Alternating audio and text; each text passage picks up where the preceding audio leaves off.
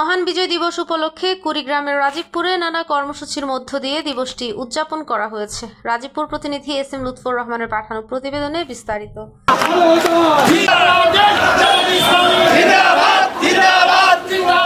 ভোর হতে না হতেই ৭১-এর বীর শহীদদের প্রতি গভীর শ্রদ্ধা জানাতে শহীদ মিনারে ফুলের তোড়া হাতে ভিড় জমান সর্বস্তরের মানুষ।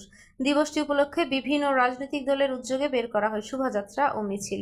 উপজেলা বিএনপির আয়োজনে একটি বিশাল মিছিল শহরের প্রধান সড়ক প্রদক্ষিণ শেষে শহীদ মিনারে পুষ্পস্তবক অর্পণ করে।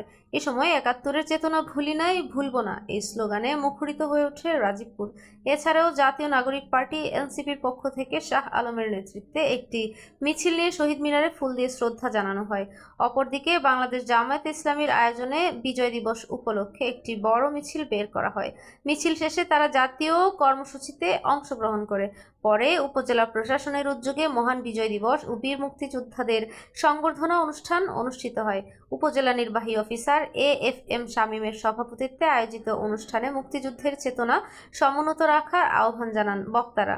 আপনারা ভালো মতোই জানেন, আমি আপনাদের সাথে বলছিলাম আপনাদের দুজনের আপনারা যারা মুক্তিযোদ্ধা, আপনাদের নিয়ে অতীতে যে পরিমাণ প্রাণ কাঠ খেলানো হয়েছে দেশে, রাজনৈতিক যে খোলসের ভিতর ঢুকিয়ে দিয়ে মুক্তিযোদ্ধাদেরকে নানাভাবে বিতর্কিত করা হচ্ছে।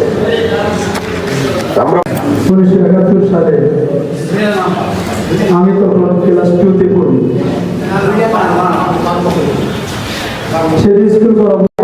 উপজেলা বিএনপির আহ্বায়ক অধ্যাপক মুখলেসুর রহমান বলেন, মুক্তিযুদ্ধের চেতনা আমাদের হৃদয়ে ধারণ করতে হবে, তাহলেই স্বাধীনতা অর্থবহ হবে।